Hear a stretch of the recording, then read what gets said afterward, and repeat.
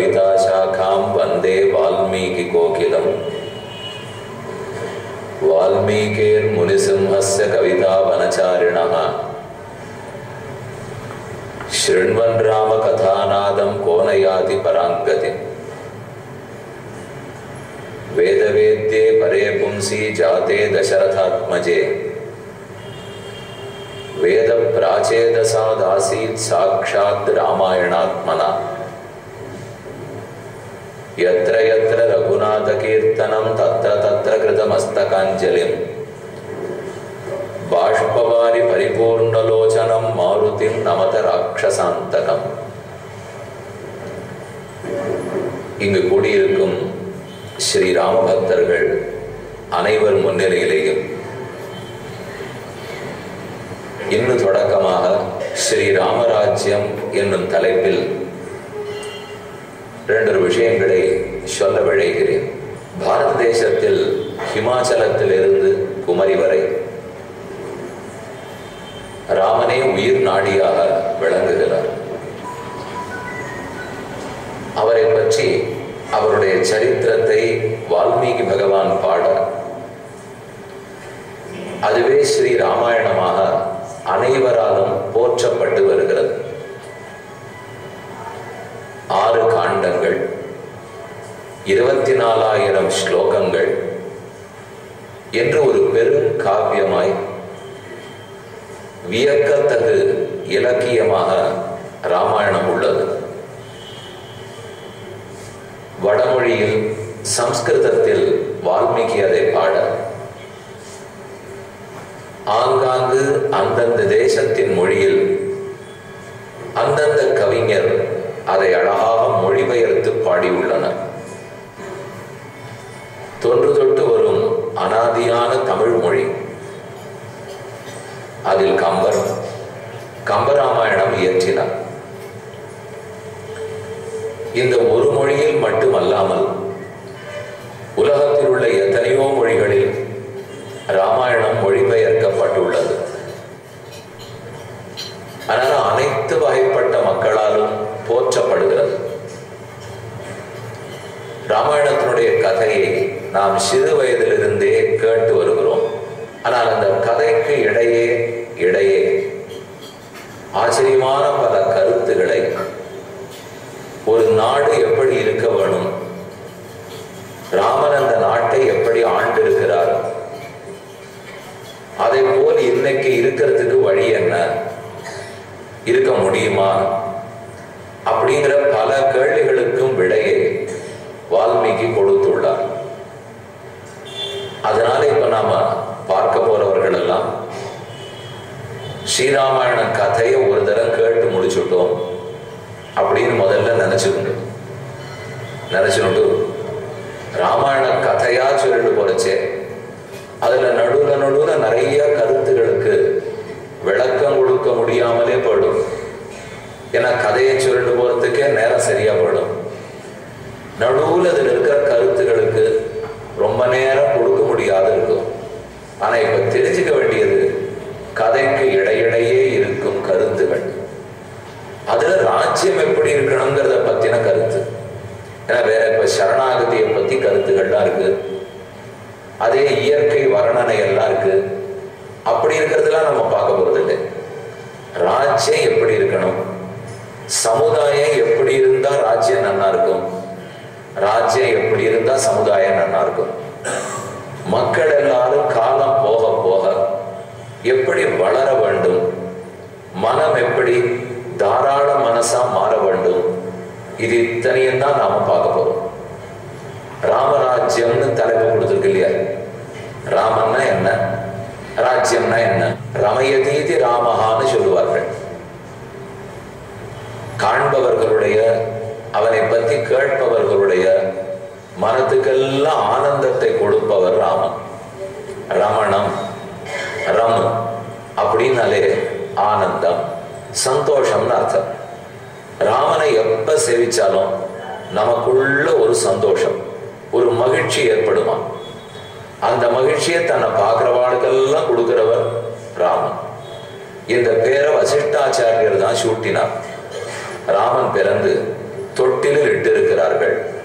வசிட்டர் தொட்டில் இருக்கிற குழந்தைக்கு பேர் சூட்டு விழாவுக்காக வந்திருக்கார்.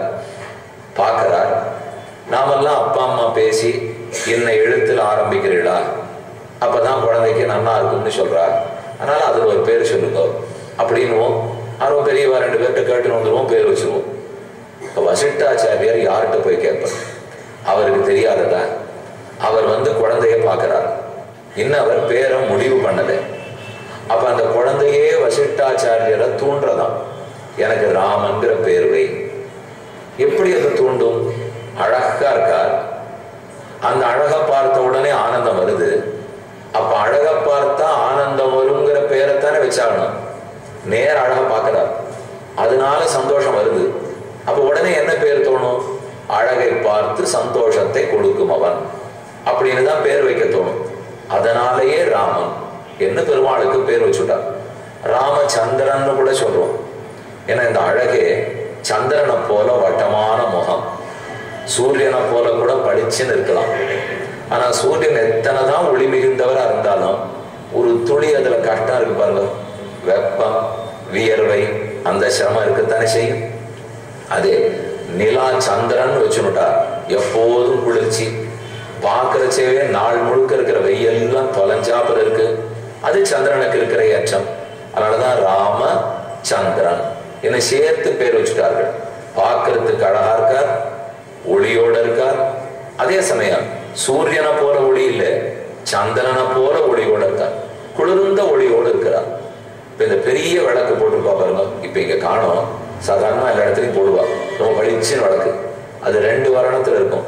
மஞ்சள் விளக்கு உண்டு, வெள்ளை விளக்கு உண்டு. 2 பார்த்துருக்கீங்க.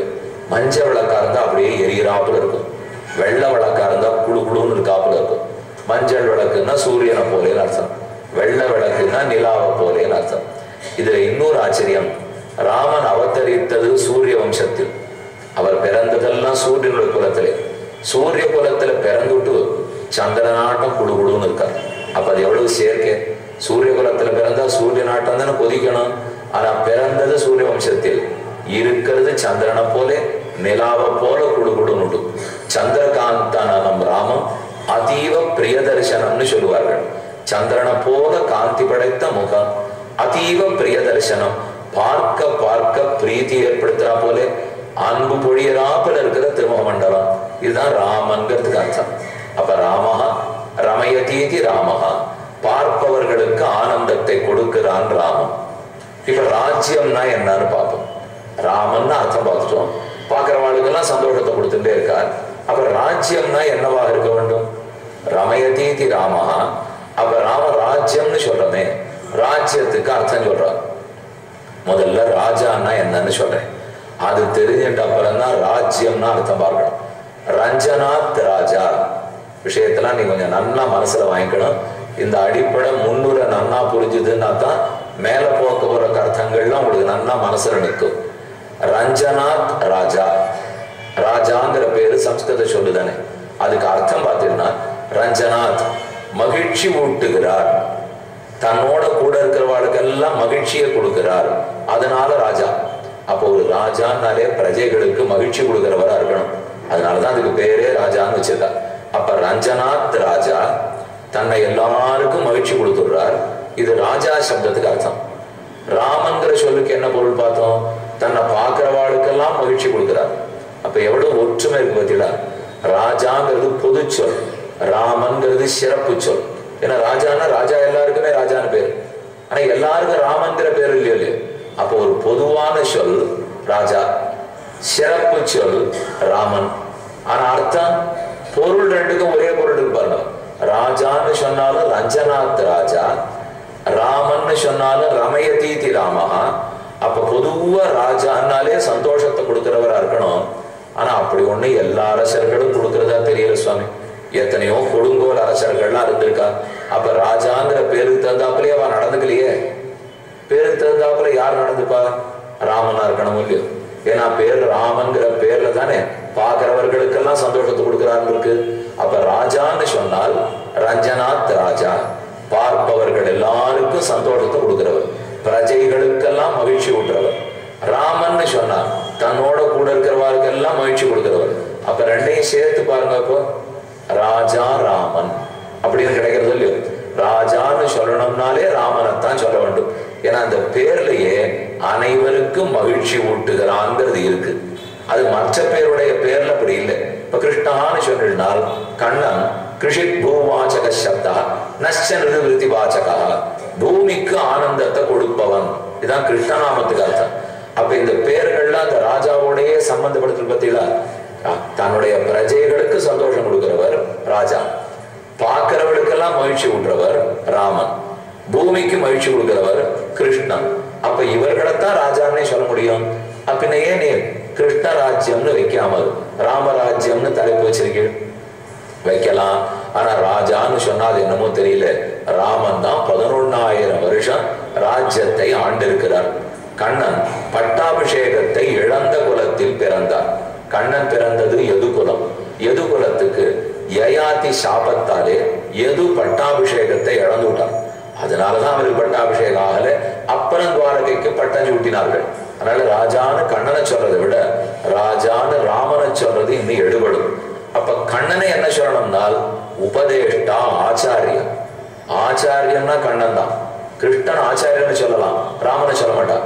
ஏன்னா அவர் யாருக்கும் உபதேசமே பண்ணதில்லை, ஆச்சாரியனா இருந்ததே இல்லை. ஆனா கண்ணன் என்ன வந்திருக்கார்? கீதாச்சாரியன் பட்டம் தெரியும், ஞாபகம் இருக்கும் இல்லையா? கீதாச்சாரியன் கீதாச்சாரியன் அவர் தான் சொல்லுவார். ராமாச்சாரியன் ஒண்ணு பெரிய பேர்லாம் இருக்கிறதா தெரியல. கீதாச்சாரியன் தான் பேர். திருவல்லிக்கேணி உபதேசம் சென்னப்பட்டணத்துக்குள்ள இருக்கே, அங்க இருக்கிற திருவல்லிக்கேணியில பார்த்தசாரதி பெருமாள் அவர் தான் கீதாச்சாரியன். பள்ளியில் ஓதி வந்த தெஞ்சிருவன் வாயில் நரசிம்மமூர்த்தியா இருக்கார். பத்தலர்விய கோல் கையில் கொண்டு பார்த்தன் தன் தேர் முன் நின்னானே சித்தவகணியால் முடிதுறந்தானே திருவல்லிக்கேணி கண்டேனேன்னு கோஷம். அதுல திருவல்லிக்கேணியில பார்சாதி பெருமாள் கீதாச்சாரியனா இருக்கார்.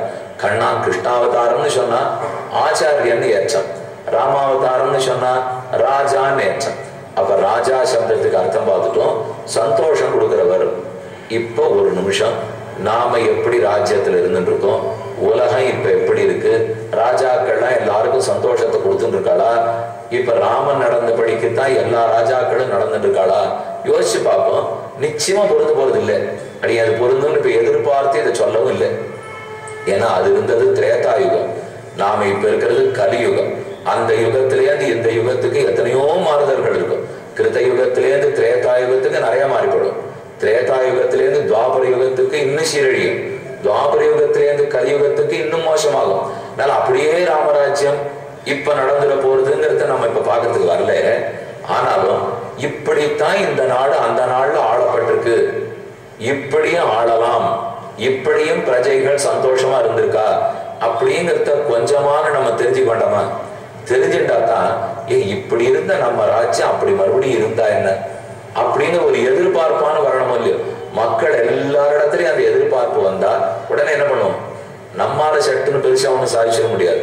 கடைசி பட்சம் நம்ம வீட்டுல இருக்கிற சீதாராமர் முன்னாடி போய் நின்று, ஏன் இந்த நாட்டுல ஒன் நாட்டு ராஜ்யம் நடந்தா என்ன? இப்போ உங்ககிட்ட பிரஜைகள்லாம் எவ்வளவு சந்தோஷமா இருந்தாலும் நாங்கள்லாம் அதே போல இப்ப சந்தோஷமா இருந்தா என்ன? எதுக்கு எப்படியோ இன்னல்கள் அல்லல்கள்? வேண்டாமே, ஓ ராஜ்யமா இருக்கட்டுமே அப்படின்னு போய் ராமனிடத்துல நிற்போம் இல்லையோ. நின்று கை கூப்பிட்டு கேட்டா அவர் அனுகிரகம் பண்ணிட்டு போறார். அவர் அனுகிரகம் கிடைச்சதுன்னா தானே அந்த ராஜ்யம் நடந்துட்டு போறது. அப்ப அந்த ராஜ்யத்துல என்னெல்லாம் நல்லது இருந்திருக்குன்னு தெரிஞ்சுக்கணும். இப்ப உடனே நாம எப்படி இருக்கோமோ அதோட ஒப்பிட்டு பார்த்து நீங்க ஒவ்வொரு மன வருத்தம்லாம் இப்ப படவே வேண்டாம். அதுக்காக நான் இப்ப சொல்லவே வரல. வருத்தப்படுறதுக்கா ராமராஜ்ய உபன்யாசம்? இத்தனை நாள் ராமன் ராஜானாலே சந்தோஷப்படுறதுக்குன்னு சொல்லிட்டு அதை கேட்டுட்டு அப்படி இல்லையே அப்படி இல்லையே அப்படி இல்லையா இல்லை. இப்ப என்ன பண்ண சொல்லிட்டு இல்ல, அப்ப இருக்கிறதுக்கு தான் வழி தரணும். நம்ம அப்படி இல்லையேன்னு சொல்லி வருத்தப்பட்டு இருக்கிறத விட இருக்கலாமேன்னா ரெண்டு பக்கமும் இருக்கணும். பிரஜைகளும் ராமனுடைய பிரஜைகளாட்டம் இருக்கணும், ராஜாக்களும் ராமனாட்டம் இருக்கணும். ஒரு இடத்துல பேசிட்டு இருந்தேன், இவர் வீட்டுல தங்கிட்டு இருந்தேன். அவ ரெண்டு பேரும் கணவனையும் மனைவியும் பேசிட்டே இருந்தா. அப்ப இவர் அவரை வைகிறார், அவ இவரை வைகிறா. ஏதோ சண்டை குடும்பத்துக்குள்ள, ஏதோ பூசல்னு வச்சுக்கோங்களேன். அப்ப ஒருத்தர் கேட்கறச்சு, இருந்தா மனைவி சீத்தை ஆட்டம் இருக்கணும்.